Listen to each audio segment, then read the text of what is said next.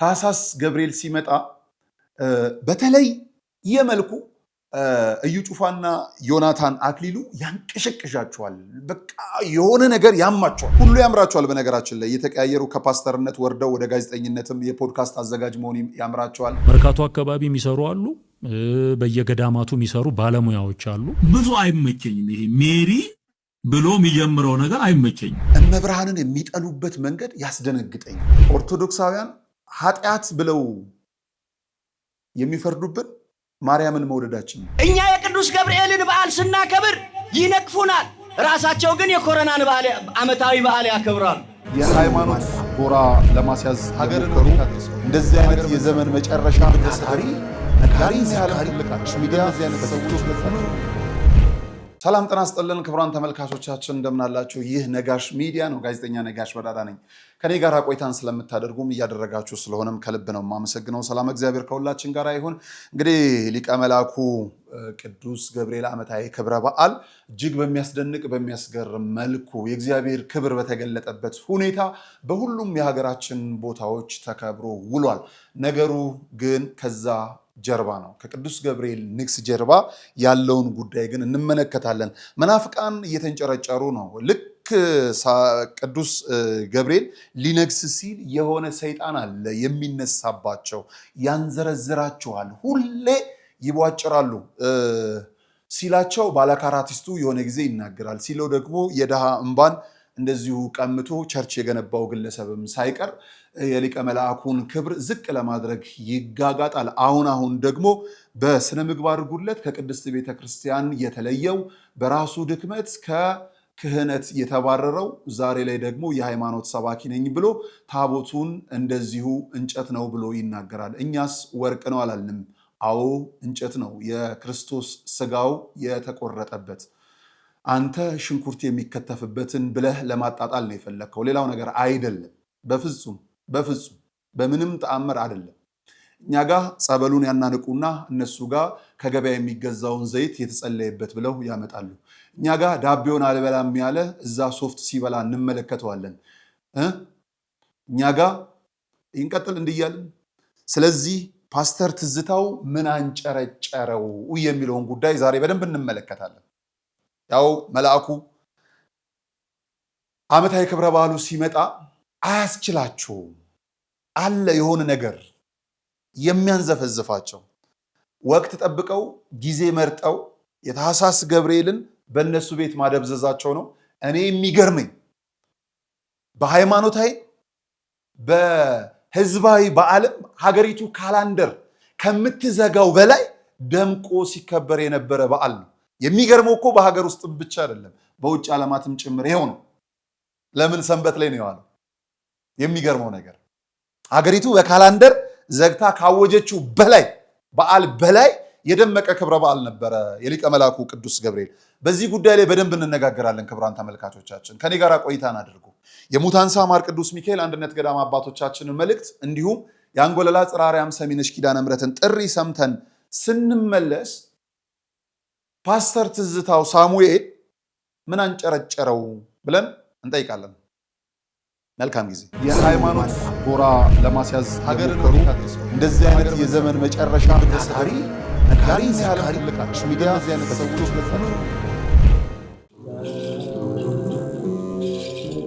እግዚአብሔር አምላክ ዓለምን ከፈጠረበት ጥበቡ ይልቅ ዓለምን ያዳነበት ጥበቡ ይበልጣል።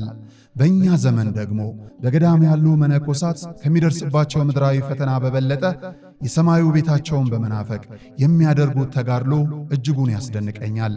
በገዳም ያሉ መናንያን ለሰማዩ ክብር የሰው ልጆች እንዲበቁ፣ ሀገር ሰላሟ እንዲበዛ ክረምቱን በጎርፍ ተፈትነው የበጋውን ሐሩር ተቋቁመው ስለኛ ከጸለዩ የምድራዊ ችግራቸውን ለመቅረፍ እኛ ለምን አለንላችሁ አንላቸውም። ጾሙን የበረከት እንዲያደርግልን ጸሎት ልመናችንን ደግሞ የድንግል ማርያም ልጅ መድኃኔ ዓለም እንዲቀበልልን የሙታንሳ ማር ቅዱስ ሚካኤል አንድነት ገዳም አባቶቻችንን በዓታቸውን እንገንባ። የሁሉ እመቤት በሰማይ በምድር አኩራሪተ መዓት ምራገ ጸሎት ሲነጉ ለችግሮች ሰሚ ነሽ ኪዳነ ምሕረት።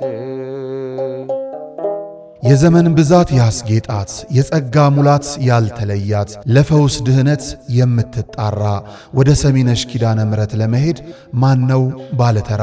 ይህች ገዳም ታሪክ ከባለቤቶቹ ጋር የከተመባት ፈዋሽ ጸበል ላያልቅ የፈለቀባት እንቁ ቤታችን ናት። አንጎለላ ጽራርያም ሰሚነሽ ኪዳነ ምሕረት ገዳም ቀርበው የውስጥን ጭንቀት ላወያዩት እረፍትን፣ ቆይተው ከጸበሏ ለተጠመቁ ድህነትን፣ ደርሰው ከደጇ ለረገጡ በረከትን የምትሰጥ እናትን ዘወትር ቅዳሜና እሁድ ወደ ገዳሟ በሚደረግ ጉዞ ተሳልመው ይመለሱ። ለበለጠ መረጃ ከስር በምታዩት የገዳሟ የጉዞ አዘጋጆች ስልክ ቁጥሮች ይደውሉ።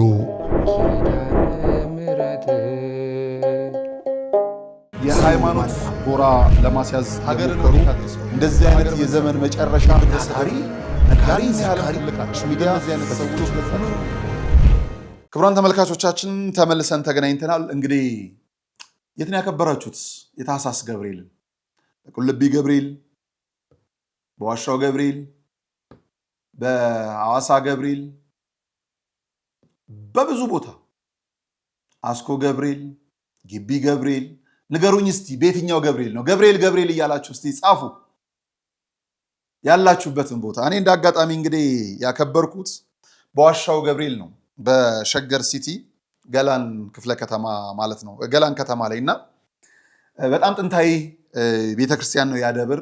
በነገራችን ላይ ብዙዎች ከህመማቸው የሚፈወሱበት፣ ብዙዎች ከጭንቃቸው የሚገላገሉበት ፈዋሽ ጸበል ያለበት፣ በዋሻውም ተአምር እየተደረገ ያለበት ቦታ ነውና ወደ ዋሻው ገብርኤል ብትሄዱ በጣም ደስ ይለኛል።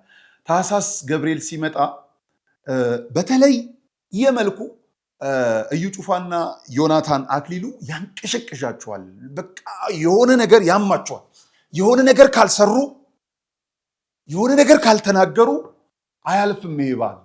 የሚገርመው ነገር እነሱን እንደ ሰው ለትዝብት ሰተን ነው እንጂ የምናልፈው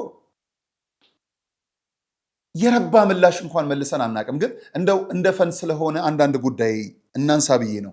ፓስተር ትዝታው ከዮናታን አክሊሉ ጋር ገጥመዋል። ስለ ክርስቶስ አይደለም፣ ቤተክርስቲያኗን እንዴት እንጣል በሚል ሐሳብ ነው። ምንም ዕጣ ተጣጥለው ተማምለው ከጀርባ ሌላ ነገር አስከትለው በህብረት በአንድነት የቆሙ የሚመስሉት ቤተክርስቲያኗን መጣል የሚችሉበትን አንዷን ነገር ለመመካከር ነው። እናም ከዓመታዊ ቅዱስ ገብርኤል በዓል በፊት ዮናስና ትዝታው ወግ ጀመሩ። ሁሉ ያምራቸዋል። በነገራችን ላይ እየተቀያየሩ ከፓስተርነት ወርደው ወደ ጋዜጠኝነትም የፖድካስት አዘጋጅ መሆን ያምራቸዋል። የሆነ ጊዜ ላይ ደግሞ ያኛው አሁን ከፓስተርነት የስፖርት አሰልጣኝ መሆን አምሮታል። የሆነ ጊዜ ላይ ደግሞ ትንቢት ተናጋሪ መሆን ያምራቸዋል። የሆነ ጊዜ ላይ ደግሞ የመሪዎች ቦታ ላይ መቀመጥ ያምራቸዋል። የሆነ ቦታ ላይ ደግሞ እንደ እርዳታ ሰጪ በጎ አድራጊም ጭምር ሆነው ያምራቸዋል። እና ይሄንን ይጠይቀዋል ዮናታን። ተመልከቱልኝ። ስለ ታቦት እስቲ ትንሽ ንገረኝ፣ ግን በጣም ማወቅ የምፈልገው ነገር ነው። እስቲ ትንሽ ስለ ታቦት አጫውተኝ እስቲ። እና 4 ማዕዘን ጣውላ ነው። እዛ ጣውላ ላይ ምናልባት ከግራር ወይም ከቀረሮ እንጨት ነው የሚዘጋጀው እና እሱ ላይ ቅርጽ ይቀረጻል። የሚቀረጸው ቅርጽ ለምሳሌ የመልአክ ከሆነ ታቦቱ ክንፍ ያለው ነገር በፍልፍል ይሰራል ማለት ነው። መርካቶ አካባቢ የሚሰሩ አሉ፣ በየገዳማቱ የሚሰሩ ባለሙያዎች አሉ። አብዛኞቹ ከቅስና ከድቁና ማዕረግ የተሻሩና ውስጡን የሚያውቁ ሚስጥር አያወጡም ብለው የሚጠበቁ ሰዎች ናቸው እንዲሰሩ የሚፈቀድላቸው። እና ታቦቱ የሚካኤል ከሆነ ያው የመልአክ ስዕል የሆነ የሚመስል ነገር ይሰራሉ ማለት ነው። ምንም ሚስጥር ያለ የተጻፈ የሚነገር መምህራኖቻችን በአውደ ምሕረት የሚሰብኩን ታቦት ከየት እንደሚዘጋጅ ምን እንደሚሆን እላው ላይ ምን እንደሚጻፍ ምንም ሚስጥር የለው። ሚስጥሩ ወደ መንበሩ ሲገባ ምንም ሚስጥር የለው። ዞር ብለህ ብታገኝ ከመጽሐፍ ቅዱስ ውጪ የሆነ ነገር የለም። አይደለም ታቦቱ የካህናቱ ልብስ ከነፈርጡ ጨምሮ ምሳሌው፣ ትርጉሙ፣ አገባቡ፣ አሰራሩ ቁጭ ብሎ የሚነገር ምንም ምስጢር የለው። ምንም ምስጢር የለው። እንደው ምን ይባላል? ከሰው መርጦ ለሹመት፣ ከእንጨት መርጦ ለታቦት። ደህና እንጨት ነው እንጨት ታቦት የሚሆነው። ደህና ሰውም ነው ሹመት የሚመጣው። እንዲህ ዝም ብሎ አለሌው ለሹመትም አይመጣም። ዝም ብሎ የባህር ዛፍም ለታቦት አይሆንም። ብዙ ከመሄድ በጣም የሊቃውንት ቤት ስለሆነች ቤተክርስቲያናችን ብፁዕ አባታችን ብፁዕ አቡነ በርናባስ እንዲህ ሲሉ ይነግሩናል። እሳቸውን እንስማ። የማርያም ታቦት እንላለን፣ የሚካኤል ታቦት እንላለን፣ የገብርኤል ታቦት እንላለን። በቅዱሳን ስም እንሰይማለን። ለምሳሌ አሁን ያለንባት ቤተክርስቲያን ማርያም ናት አይደል? አሁን ይሄ ቤትነቱ የእግዚአብሔር ነው። ጌታ ያላግባብ የገቡትን ለንግድ ለሸቀጥ ነው የነበሩትን ጠራርጎ ካስወጣ በኋላ ይህ ቤት የአባቴ ቤት የጸሎት ቤት ይባላል ብሎ ባርኮድ የሰጠን መቅደሱን። ስለዚህ እኛ ብቻ ሳንሆን አሁን ይሄ አምልኳችን የምንፈጽምበትም ህንፃው ቤተ መቅደስ ይባላል፣ ቤተክርስቲያን ይባላል። ስለዚህ አሁን ይህ ህንፃ ቤትነቱ የእግዚአብሔር ነው። ለምን የቅድስት ማርያም ቤተክርስቲያን ተባለ ለሚለው ግን መታሰቢያዋል እዚያ ትንቢተ ኢሳይያስ ምዕራፍ 56 ላይ ደስ የሚያሰኘኝን ነገር ለመረጡ ጃንደረቦቼ ይላቸዋል። ጃንደረባ ማለት ዘር ተክቶ የልጅ መታሰቢያ ትቶ ያልሄደ ስለ ክርስቶስ ሲል በብቸኝነት መስቀሉን ተሸክሞ ይህን ዓለም ያሳለፈ ማለት ነው። ከሴቶች ልጆችና ከወንዶች ልጆች ይልቅ አለ የሚበልጥ መታሰቢያቸውን በቤቴ ያደርጋሉ። በቤቴና በቅጥሬ መታሰቢያቸውን እና መታሰቢያቸው ነው ማለት ነው። የማርያም፣ የገብርኤል፣ የጊዮርጊስ፣ የተክለ ሃይማኖት የምን ብንል የቅዱሳኑ መታሰቢያቸው ነው። ታዲያ በምን ይታሰቡ? እንዲያውም ያደላቸው አሁን ለምሳሌ በእኛ በምንኖርበት ሰሜን አሜሪካ አሁን ካሊፎርኒያ እንኳን ህንፃ ቤተክርስቲያን አይደለም ከተማው እንዳለ የነሱ በካቶሊኮች የነሱ ቅዱሳን መታሰቢያ። ለምሳሌ ሎስ አንጀለስ የመላእክት ከተማ ማለት ነው። እዚያ ቀጥሎ ሳንታ ሞኒካ ቅድስት ሞኒካ ማለት ነው። ከተማው እኮ ነው ቅድስት ሞኒካ። ሳንታ በርበራ ቅድስት በርበራ፣ ሳንታ አና ቅድስት ሃና፣ ሳን ዲዬጎ ቅዱስ ዲዬጎ፣ ሳን ሆዜ ቅዱስ ሆሴ፣ ሳን ፍራንሲስኮ ቅዱስ ፍራንሲስኮ። ከተማው ሁሉ በቅዱሳኖቻቸው ብንችልማ እንደውም እነዚህ በህንፃዎች ብቻ ሳይሆን እነ ቅዱስ ጳውሎስ እነ ቅዱስ ጴጥሮስ ወዳጆቹ ትዳር ሳይመሰረቱ ልጅ ሳይወልዱ ዘር ሳይተኩ መታሰቢያ ሳይኖራቸው ያለፉት ልጆቹ ታዲያ በምን ይታሰቡ? በዚያ ነው ሲሆንማ እንደ ኢትዮጵያዊነታችን እንደ ክርስትናው የዘመን ብዛትማ ተራራ ሁሉ ከተማ ሁሉ በቅዱሳን ስም በተሰየመ ነበር እና መታሰቢያቸው ነው። አሁን ለምሳሌ በጸበሉ ይሰየማሉ። የጸበል መታሰቢያ ያላቸው ለምሳሌ አሁን የፈጠረው መድኃኒዓለም ኢየሱስ ክርስቶስ ነው። የማዳን ኃይሉም የእሱ ስም ነው። ያለ እሱ ስም መዳን የሚባል ነገር የለም። በነፍስም በስጋም መዳን የሚባል የለም። ግን መታሰቢያቸው ምልጃቸው ቃል ኪዳናቸው እንዳለ ሆኖ መታሰቢያቸው ነው። አሁን የማርያም ጸበል፣ የኪዳነ ምሕረት ጸበል ወይም የሚካኤል ጸበል፣ የገብርኤል ጸበል የሚባለውን መታሰቢያ ነው።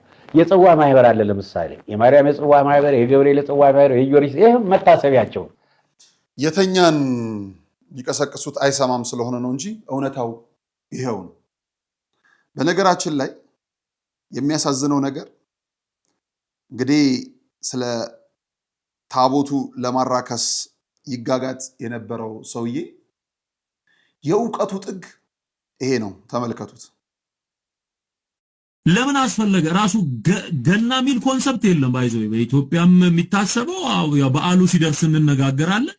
ገና የሚባል ወይም ላላ አርገ ስታነበው ገና የሚባል ነገር የለም።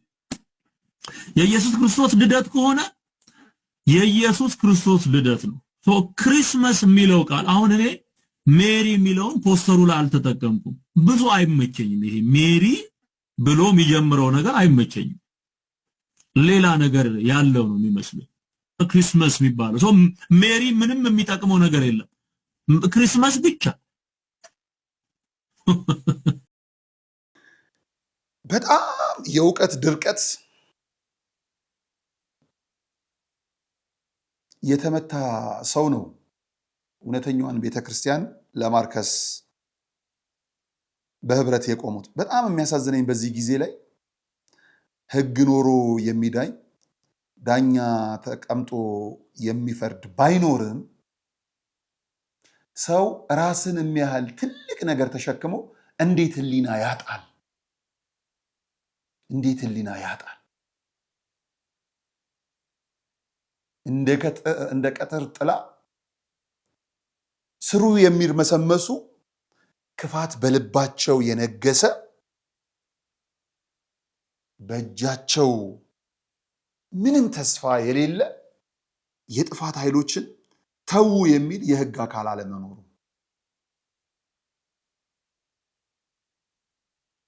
በጣም በሚያሳዝነኝ መልኩ እንጂ የዚህ ሰውዬ መዘባረቅ አይደለም በጣም የሚያመኝ። ሌላው እናት የሌለው ሰው በእናት አይጨክንም። ቢያንስ የእናት ፍቅር ይሰማዋል። እመብርሃንን የሚጠሉበት መንገድ ያስደነግጠኛል፣ በጣም ያስደነግጠኛል። እናቱን ምን አድርጊ እንደሚሏት አላውቅም፣ ያሰቃዩታል። ኦርቶዶክሳውያን ኃጢአት ብለው የሚፈርዱብን ማርያምን መውደዳችን ነው። የሚገርመው አንድ ኦርቶዶክሳዊ ድንግል ማርያምን ሲጠራ ልጁን ነጥሎ አያውቅም።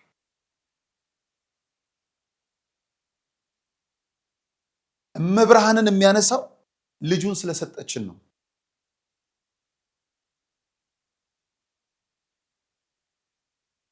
ለነገሩ ብዙ ማሰብ የማይችል ጭንቅላት ሁለት በአንዴ ማሰብ አይችልም። እናትና ልጁን አይችልም፣ ይከብደዋል። በዛ እናልፋለን። እንግዲህ ዓመታዊ የቅዱስ ገብርኤል በዓል በጣም በሚያስደነግጥ በሚያስገርም መልኩ በእውነት የተዘጋ ዓመታዊ ካላንደር ህዝባዊም ይሁን ሃይማኖታዊ በዓል ሊደምቅ ከሚገባው በላይም ጭምር ደምቆ የከበረ በዓል ነበር። በጣም በሚያስደነግጥ በሚያስገርም መልኩ የሰማዕታቱን የመላእክቱን ጻድቃን መታሰቢያ ለምን ታደርጉናላችሁ ይሉናል። አንድ መምህር በጣም ጥሩ ሲዘዋወር ስላየሁት አንድ ቪዲዮ አጭር ላሰማችሁ ነው። ዓለም ግን የኮሮና ቀንን ታከብራለች፣ የኤችአይቪ ኤድስ ቀንን ታከብራለች። ህዳር ምናምን ቀናል አልፎ ተርፎ የአጭሮች ቀን ይከበራል። የመላጦች ቀንም ይባላል መሰለኝ፣ ቀናቶች አላቸው። እና የሚገርመው የሴቶች ቀንም ይከበራል። እኛ ግንቦት አንድን ነው የሴቶች ቀን የምንለው። እንደውም በጣም ጥሩ ግንቦት አንድ የመብርሃን የተወለደችበትን ቀን ነው የሴቶች ቀን ኦርቶዶክሳውያን ማክበር ያለባችሁ፣ ከእናንተ በላይ የሆነች ሴት ስለሆነች። ደግሞም ኦርቶዶክሳውያን ሙሉ የምትስማሙበትም ጭምር ስለሆነ ማርች ኤት አይደለም የኛ ግንቦት አንድ ነው። የሙያ ቀናትም አሉ፣ የጋዜጠኞች ቀን የምን ቀን ምናምን እየተባለ ገብርኤልን ስናነግሰው ይነዝራቸዋል። የእጅ መታጠብ ቀን ተብሎ ሲከበር የነበሩ ሰዎች ናቸው እነዚህ። በነገራችን ላይ በዚህ ጊዜ የእጅ መታጠብ ማለት ለእኔ እኮ በደንብ ገልብጠን ስናየው ከባድ ነው። ዓመቱን ሙሉ መታጠብ ያልቻለን ህዝብ ምናልባትም አንድ ቀን እስቲ እናስታውሰው የሚል ተረት ተረት ሁሉ ይመስለኝ ይችላል ገልብጬ ስመለከት። ያንን ያከበረ ቀን ታጥቦ ያከበረ ቀን ያከበረ ሰው የገብርኤልን በዓል ለምን አከበራችሁ ብሎ ያዙ ይልቀቁኝ ሲልም እንሰማዋለን። አንድ መምህር እንስማ እስቲ መምህራችን። ዓመታዊ በዓል ያከብራል። እኛ የቅዱስ ገብርኤልን በዓል ስናከብር ይነቅፉናል። ራሳቸው ግን የኮሮናን ዓመታዊ በዓል ያከብራሉ። እነሱ የኢቦላን በዓል ያከብራሉ። እኛ የድንግል ማርያምን በዓል ስናከብር ግን ይነቅፉናል። ተጠራጣሪዎች፣ ከሃዲዎች፣ እኛ ትክክል እንዳልሆን ብለው የሚያስቡ አከዋኑ ትስሪን ታኔ የሮኑት አያነ እርገሞታ አያነ ዱብሬ ማረሚ ከበጅኑ አያነ ጎፍታ ኬኛ ኢየሱስ ክርስቶስን ከበጅኑ ኑጬጳው ኦፊሳን ሞ አያነ ጉያ ኤችአይቪ ንት ዱፌ ደኒ ከበጁ ጉያ ኮሮና ደኒ ከበጁ። ገለተውም በጣም ነው ደስ የሚለው። የሚገርመው ነገር ግን ይሄ ብቻ እኮ አይደለም፣ ገና እናከብራለን በደንብ።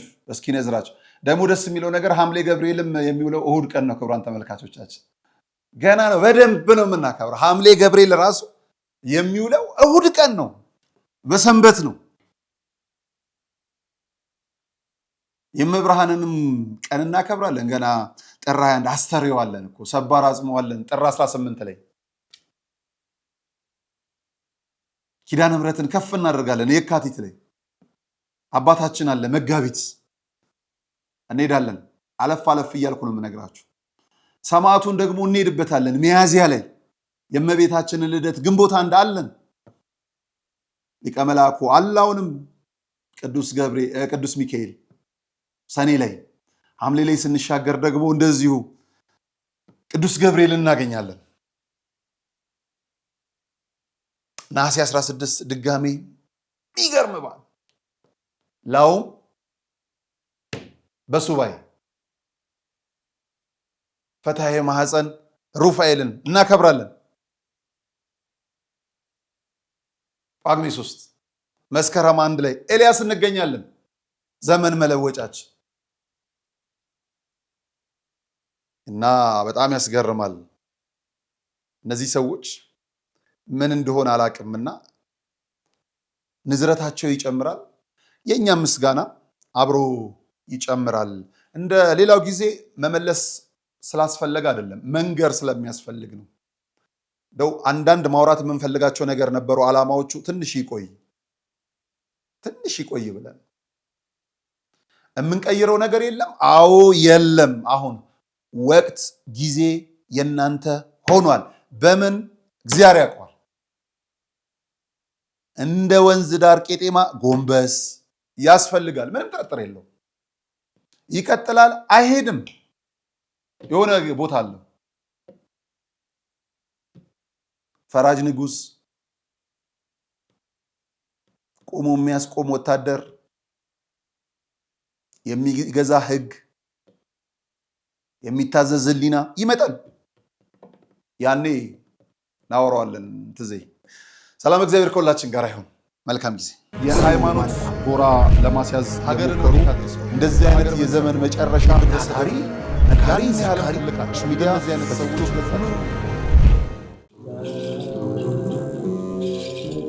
እግዚአብሔር አምላክ ዓለምን ከፈጠረበት ጥበቡ ይልቅ ዓለምን ያዳነበት ጥበቡ ይበልጣል። በእኛ ዘመን ደግሞ በገዳም ያሉ መነኮሳት ከሚደርስባቸው ምድራዊ ፈተና በበለጠ የሰማዩ ቤታቸውን በመናፈቅ የሚያደርጉት ተጋድሎ እጅጉን ያስደንቀኛል። በገዳም ያሉ መናንያን ለሰማዩ ክብር የሰው ልጆች እንዲበቁ፣ ሀገር ሰላሟ እንዲበዛ ክረምቱን በጎርፍ ተፈትነው የበጋውን ሐሩር ተቋቁመው ስለኛ ከጸለዩ የምድራዊ ችግራቸውን ለመቅረፍ እኛ ለምን አለንላችሁ አንላቸውም። ጾሙን የበረከት እንዲያደርግልን ጸሎት ልመናችንን ደግሞ የድንግል ማርያም ልጅ መድኃኔ ዓለም እንዲቀበልልን የሙታንሳ ማር ቅዱስ ሚካኤል አንድነት ገዳም አባቶቻችንን በዓታቸውን እንገንባ። የሁሉ እመቤት በሰማይ በምድር አቁራሪተ መዓት ምራገ ጸሎት ሲነግሩሽ ሰሚነሽ ኪዳነ ምሕረት የዘመን ብዛት ያስጌጣት የጸጋ ሙላት ያልተለያት ለፈውስ ድህነት የምትጣራ ወደ ሰሚነሽ ኪዳነ ምሕረት ለመሄድ ማነው ባለተራ? ይህች ገዳም ታሪክ ከባለቤቶቹ ጋር የከተመባት ፈዋሽ ጸበል ላያልቅ የፈለቀባት እንቁ ቤታችን ናት። አንጎለላ ጽራርያም ሰሚነሽ ኪዳነ ምሕረት ገዳም ቀርበው የውስጥን ጭንቀት ላወያዩት እረፍትን፣ ቆይተው ከጸበሏ ለተጠመቁ ድህነትን፣ ደርሰው ከደጇ ለረገጡ በረከትን የምትሰጥ እናትን ዘወትር ቅዳሜና እሁድ ወደ ገዳሟ በሚደረግ ጉዞ ተሳልመው ይመለሱ። ለበለጠ መረጃ ከስር በምታዩት የገዳሟ የጉዞ አዘጋጆች ስልክ ቁጥሮች ይደውሉ።